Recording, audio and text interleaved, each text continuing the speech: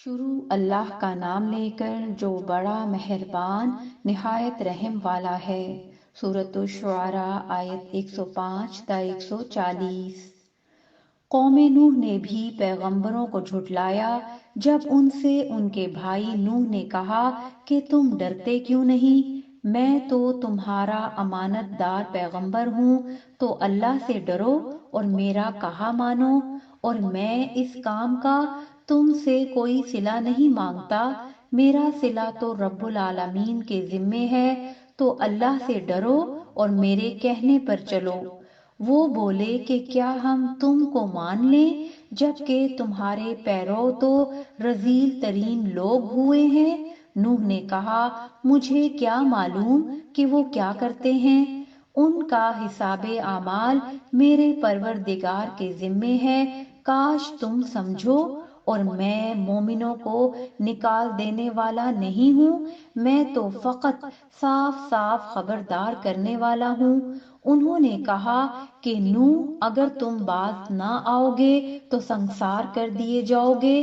نوح نے کہا کہ پروردگار، میری قوم نے تو مجھے جھٹلا دیا، سو تو میرے اور ان کے درمیان ایک کھلا فیصلہ کر دے اور مجھے اور جو مومن میرے ساتھ ہیں ان کو بچا لے۔ پس ہم نے ان کو اور جو ان کے ساتھ بھری ہوئی کشتی میں سوار تھے ان کو بچا لیا، پھر اس کے بعد ہم نے باقی لوگوں کو ڈبو دیا، بے شک اس میں نشانی ہے، اور ان میں اکثر ایمان لانے والے نہیں تھے، اور تمہارا پروردگار تو غالب ہے، مہربان ہے۔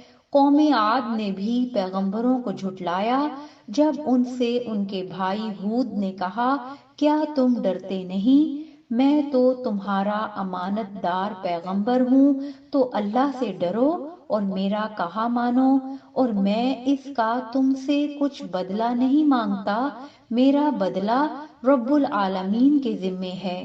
بھلا تم ہر اونچی جگہ پر فضول نشان تعمیر کرتے ہو اور محل بناتے ہو کہ شاید تم ہمیشہ رہو گے، اور جب کسی کو پکڑتے ہو تو جابرانہ پکڑتے ہو، تو اللہ سے ڈرو اور میری اطاعت کرو، اور اس سے ڈرو جس نے تم کو ان چیزوں سے مدد دی جن کو تم جانتے ہو، اس نے تمہیں مویشیوں اور بیٹوں سے مدد دی اور باغوں اور چشموں سے۔ مجھ کو تمہارے بارے میں بڑے سخت دن کے عذاب کا خوف ہے۔ وہ کہنے لگے کہ تم ہمیں خواہ نصیحت کرو یا نہ کرو ہمارے لیے یکساں ہے، یہ تو اگلوں ہی کی عادت ہے، اور ہم پر کوئی عذاب نہیں آئے گا۔ تو انہوں نے ہود کو جھٹلایا، سو ہم نے ان کو ہلاک کر ڈالا۔ بے شک اس میں نشانی ہے، اور ان میں اکثر ایمان لانے والے نہیں تھے، اور تمہارا پروردگار تو غالب ہے، مہربان ہے۔